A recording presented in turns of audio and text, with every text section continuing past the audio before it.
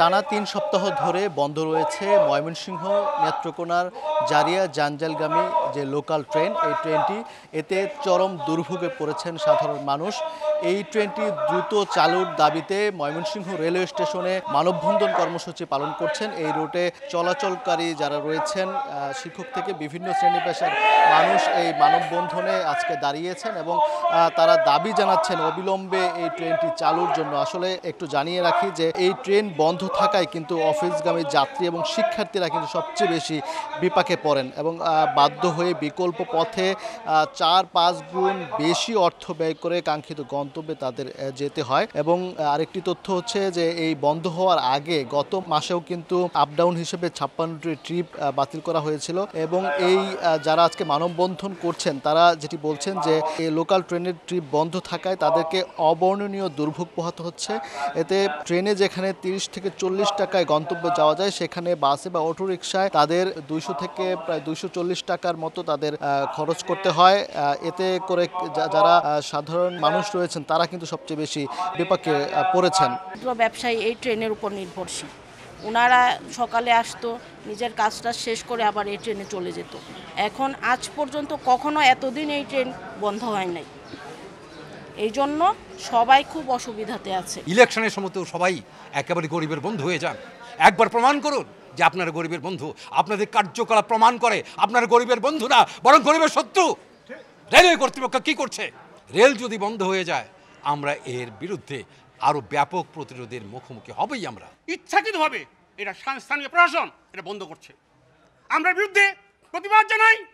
আমরা বৃহত্তর আন্দোলন গড়ে তুলব ইনশাল্লাহ। আমরা ৫ উপজেলাকে নিয়ে, এবং শুধু তাই না, যদি ট্রেন বন্ধ হয়ে যায় সমস্ত ট্রেন বন্ধ হয়ে যাবে। ১০০ থেকে ১৫০ টাকা ভাড়া দিয়ে আমাদের ময়মনসিংহ রুগী নিয়ে আসতে হয়, বিভিন্নভাবে আমাদের প্রতিজন দিতে হয়।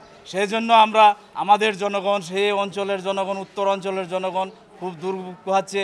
গরিব মানুষ আসতে পারছে না, রুগী নিয়ে আসতে পারছে না। যে দেশে নতুন করে রেললাইন সংযোগ করা হচ্ছে বিভিন্ন অঞ্চলে, এবং নতুন ট্রেন এবং নতুন ইঞ্জিন এই নেমে নতুন করে তাদেরকে সেবা দেওয়া হচ্ছে, আর সেই দেশে ১৯১৬ সন থেকে আমাদের এই লাইনটা চালু, আর এই লাইনটা বন্ধ হয়ে যাচ্ছে। এটা আমাদের জন্য অত্যন্ত কষ্টদায়ক। রেলওয়ে সূত্র আমাদেরকে জানিয়েছে যে জারিয়া লোকাল ট্রেনটি প্রতিদিন কোনো প্রকার সাপ্তাহিক বন্ধ ছাড়াই ময়মনসিংহ জারিয়া রুটে প্রায় ৫০ কিলোমিটার পথে ৪ বার করে মোট ৮টি ট্রিপে চলে। এই রুটে অন্য কোনো আন্তনগর ট্রেন চলাচল না করায় শম্ভুগঞ্জ, গৌরীপুর, শ্যামগঞ্জ, পূর্বদলা সহ ৮টি স্টেশনে চলাচল করে যাত্রীদের এই লোকাল ট্রেনটি অন্যতম ভরসা। প্রতিদিনই ট্রেনটিতে যাত্রীদের উপচে পড়া ভিড় থাকে এবং এতে এই ট্রেনে করে ময়মনসিংহ নগরী সহ গৌরীপুর, ধোবাউড়া, নেত্রকোনার পূর্বধলা, দুর্গাপুর, কর্মকান্দা উপজেলার হাজার হাজার মানুষ প্রতিদিন চলাচল করে। বিশেষ করে বিভিন্ন সরকারি বেসরকারি অফিস এবং স্কুল কলেজের শিক্ষার্থীরা কিন্তু সবচেয়ে এখানে যাতায়াত করে থাকেন এবং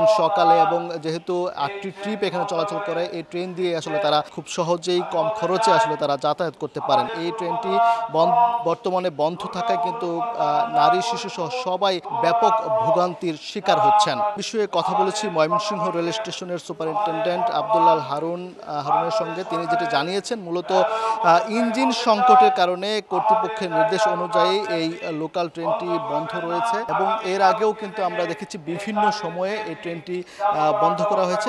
সবসময় আসলে বলা হয়েছে যে ইঞ্জিন সংকটের কারণে এই ট্রেনটি বন্ধ করা হয়েছে। জারিয়া ট্রেনটি আপাতত আপনাদের ইঞ্জিন সংকটের কারণে বন্ধ হয়ে গিয়েছে।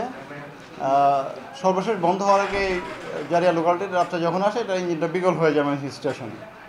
তো আমরা ওই রেলওয়ে নিয়ম অনুযায়ী আমাদেরকে ইঞ্জিনটা আমরা ঢাকায় পাঠিয়ে দিই এটা রিপেয়ার করার জন্য।